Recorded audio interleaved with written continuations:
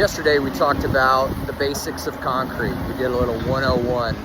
We talked about all the different components, what concrete actually is, and I mentioned something called slump. And slump's kind of a funny word. It sounds kind of informal, but the reality is slump is a unit of measurement when it comes to concrete. And a lot of people don't understand slump. A lot of people, even in construction, don't understand slump. And I only have 3 minutes to talk about slump, and there's no way I'm gonna educate you entirely on slump in 3 minutes. So I'm gonna break this into two parts. Today we're gonna talk about what slump is and how it's measured. And tomorrow we're gonna talk about why the different types of slump are important, what the consequences of those are, and when we use each slump.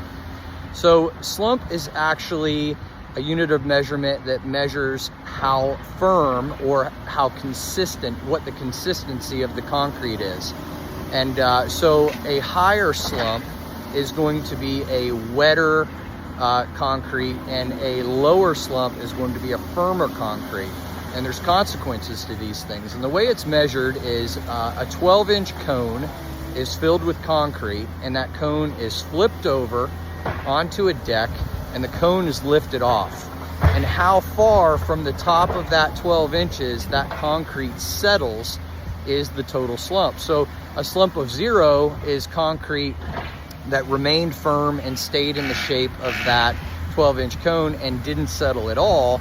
And a slump of 10 would mean that that entire cone fell down and the pile that was left was only 2 inches tall at the end. So that would be a really liquid, a really wet mix of concrete.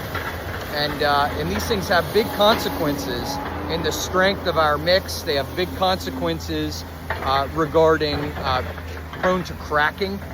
And tomorrow we're going to talk a little bit about how we manipulate slump, why we manipulate slump, and when we use different types of slump depending on how we're placing concrete and where we're placing concrete.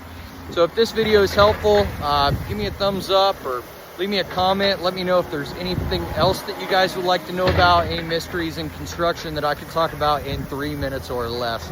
As always, I appreciate you guys following, and thanks a lot.